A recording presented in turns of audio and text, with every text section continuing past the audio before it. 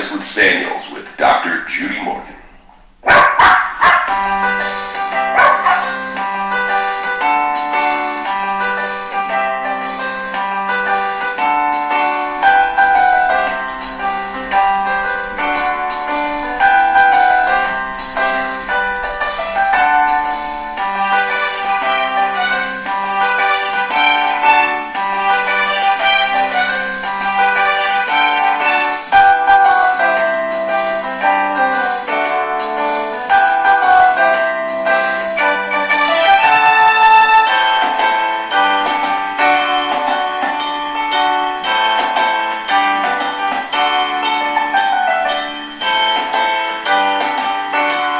Morning, everyone. Morning, Dennis Becker. First two people on are Dennis and Denise. It's pretty funny. Morning, Teresa. Assuming Jim is home or coming home today. Hey, Karen Pyle. Beth. Nice room. Yeah, I'm in the closet. You can purchase all of Dr. Morgan's products at her website at www.drjudymorgan.com. Now it's time to sit back, relax, and enjoy the show. So we finally, Hugh ordered me a podium desk for my computer so that I can finally, I posted a picture, I think on the Fine and Dandy Acres page last week of the things that I had stacked and piled so that I could record in here. We're still a little echoey. He has ordered this morning some sound baffles that we can put on the ceiling and the walls.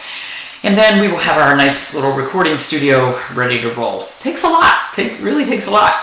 And then we've got our recording space at the office, and Joey will be here starting 2 weeks from today. He will be working for us, and then we can really get our video and sound at the level that we want it to be.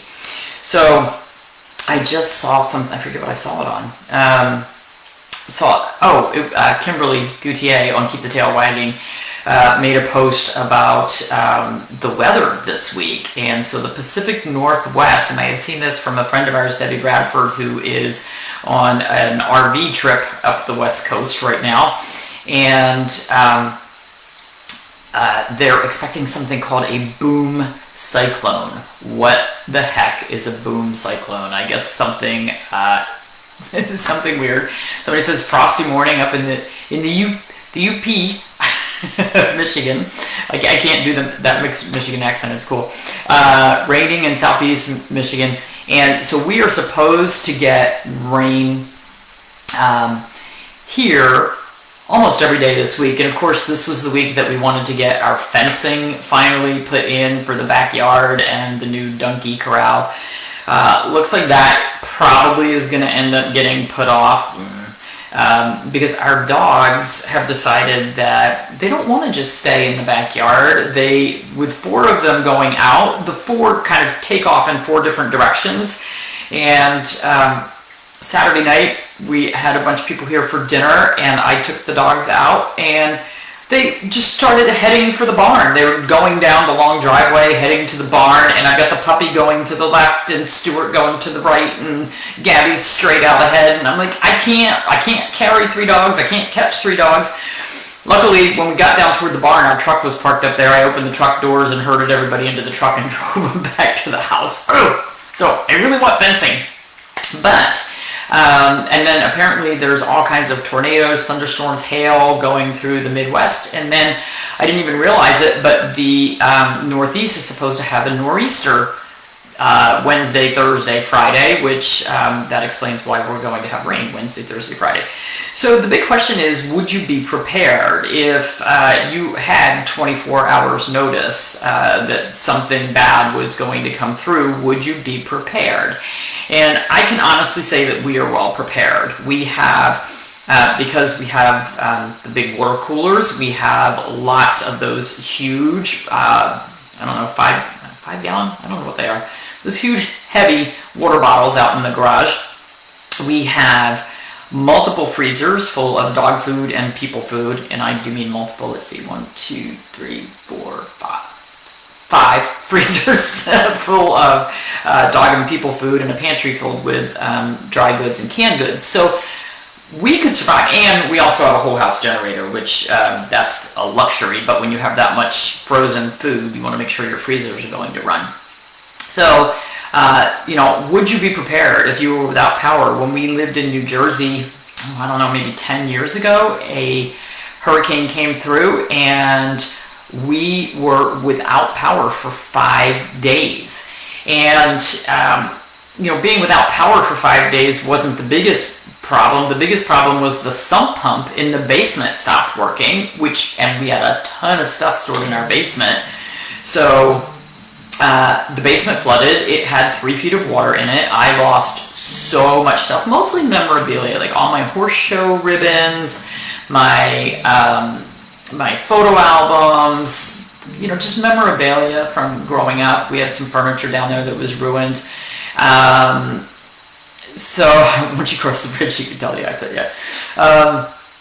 It was sentimentally, we lost a lot. But at the time, I think we had like 7 dogs. And weirdly, we were living inland in Woodstown, so that's the western side of New Jersey. And then we had a shore house, and we thought for sure the shore house was going to get destroyed in the hurricane. No, the shore house was fine. We had electric down there, so we ended up actually packing everybody up and going to the shore for the 5 days because we had power there, but not at the other house. And the biggest problem when you have that loss of power and you have flooding, then you have mold issues. I mean, it snowballs. So, I would invite everybody to think about, would I be prepared? Do you have some freeze-dried food sitting on the shelf? Do you have, not that I'm a fan of canned dog or cat food, but, do you have something that you could use in an emergency? Do you have water stored? If you know something is coming, in the past, I've been known to fill up the bathtub. Of course, my bathtub always seemed to leak the water out over a day or two, so not as useful. But you can use that for flushing toilets and stuff. So, it's worth thinking about. What if you live in an area where it's cold? Would you have enough blankets or ways to stay warm that aren't dangerous, like, trying to put the wrong types of heaters in your house? How would you manage that, and how would you manage your animals? Because once we have all these animals, it becomes a much bigger problem. For instance, if our well stopped working, we've got 35 animals on the property, and those draft horses drink a lot. So if we were without water for a couple of days, we had another time in New Jersey where we lost power for 5 days, and we had 25 horses on the farm. And we actually had to have the fire company come and fill our water troughs because we had no way to get water. So, kinds of things that you have to think about ahead of time if you lost everything. And by the way, Hugh and I went to the grocery store the other day, and there's limits on things. There's limits on paper goods. I can't believe we're going through this again, and we're early in the winter. So, are you stocked up on the stuff that you need to be stocked up on just in case things run out again? What I would say is, unless you live in the city, look locally. So we have actually found a lot of local farms here in North Carolina where we can go buy a quarter cow or a half a cow, where we can buy locally farm-raised chicken or pork or beef. And I think that's going to be a lot better way to go. A lot of the places, the local farms around us, actually, you don't even have to buy a quarter cow. If you don't have a lot of storage space, you can go and you can just purchase directly from the farms, which, one, it's less expensive. For those of you who are, saying you can't afford to feed raw, you can't afford to feed whole foods to your pets, look locally. We just did an online search in our search engine and looked for all the local farms that were available to the public, and it's amazing how many there are. If you live, in a more congested area, yeah, you might have to drive an hour to go find one of those local farms. But first of all, you're supporting your local farmers, which is a very good thing to do. More of the profit is staying with them instead of going to processors and middlemen and grocery stores. We have found that by getting our meats and things sourced locally, we are getting a much higher quality product. Start thinking about those kinds of things. Winter is coming. We're going to have storms. We're going to have blizzards. We're going to get stuck in our houses. Do you have flashlights? Do you have batteries? Do you have water? Find a place in your garage or your house where you can stash a few of those big water things. Just make sure that you and your pets are going to be able to hunker down for a few days if needed. You have enough coats and blankets for the dogs and myself, but that's it. Just got my furnace fixed yesterday, working on getting wood heat and a generator. Yeah, even having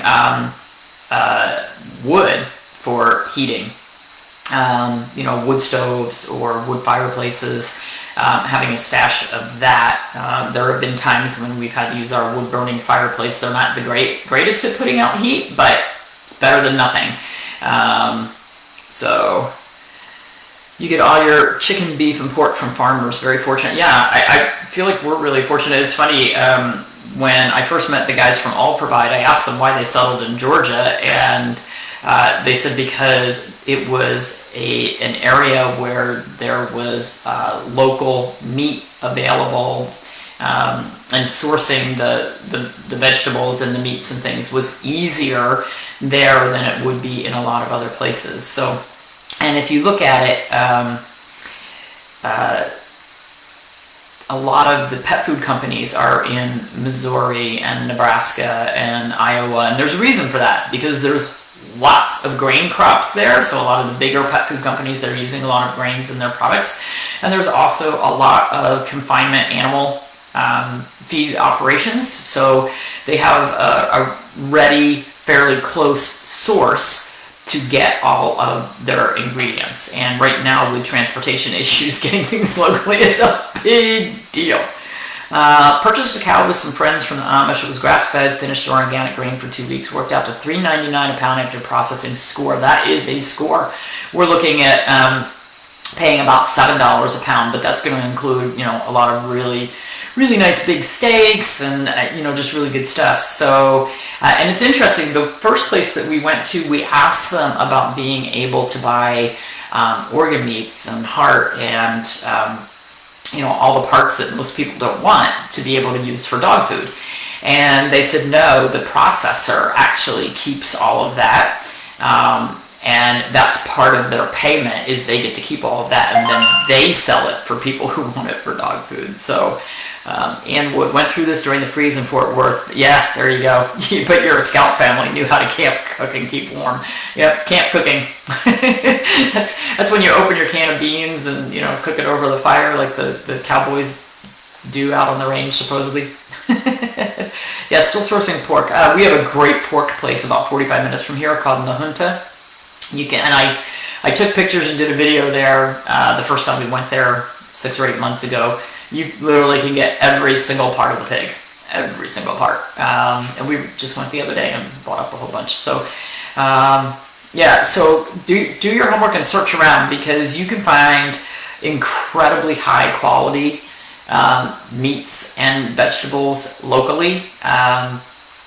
We have a couple of local farm markets, and frankly, our freezer is full with a lot of the stuff that we grew over the summer. And I replanted the butternut squash because it hadn't done anything over the summer. I don't know why. And we're finally getting some. So maybe we'll get some of that in the freezer. So grills are great too. Okay, everybody have a wonderful day. I'm working from home today because I have to do a radio show, and I thought I would use my closet. It's only a little echoey. Okay, everybody have a great day. See you tomorrow from somewhere. Let me see if I can find music. Probably. There we go. We're getting there. We're getting there. Soon we will have our stuff all set up the way we need it. Work in progress.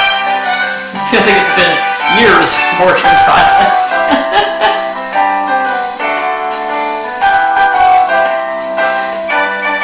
Need to buy another freezer for the humans. The extras for the dogs. Yeah, our dogs have their own. Still getting kale from your garden. That's great. My kale got eaten by the bugs. Eggs, chickens, man. Chickens. Although they're starting to molt, they're starting to think about they're slowing down their laying, which is why I have my frozen eggs. Little stinkers. Alright, have a great day, everybody.